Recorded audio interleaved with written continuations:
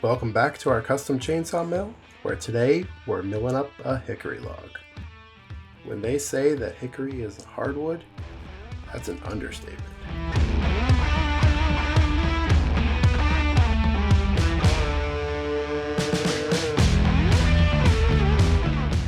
This beautiful hickory log came from some friends that were cutting down some trees in their yard.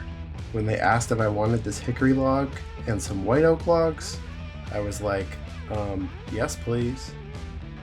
I had just finished milling up about 9 red oak logs, so I was really excited to do this hickory. It was a brand new wood that I hadn't done before. I knew it was going to be tough, but man, it was brutal. These sped up cut shots were probably taking 2 to 3 times longer to make one cut, like when I was cutting the red oak. These slabs had a lot of characteristic in them. Down here at the end, there was about 6 piths, which basically meant that the branches of the tree connected at this point to the trunk.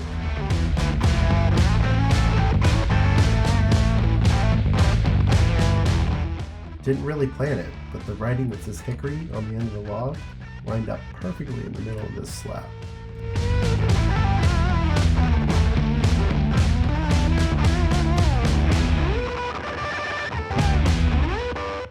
These 2 book-matched parts would look really nice as some doors or something.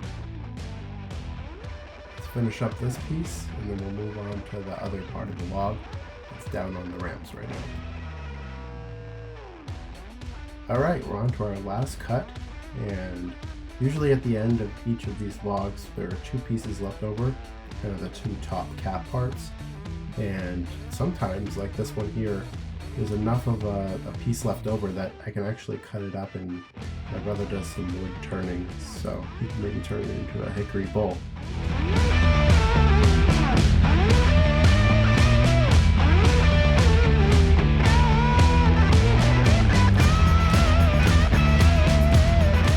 Thanks for watching, and I hope you enjoyed.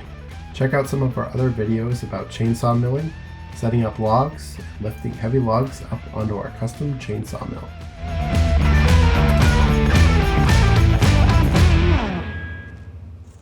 This one's got some cool stuff going on.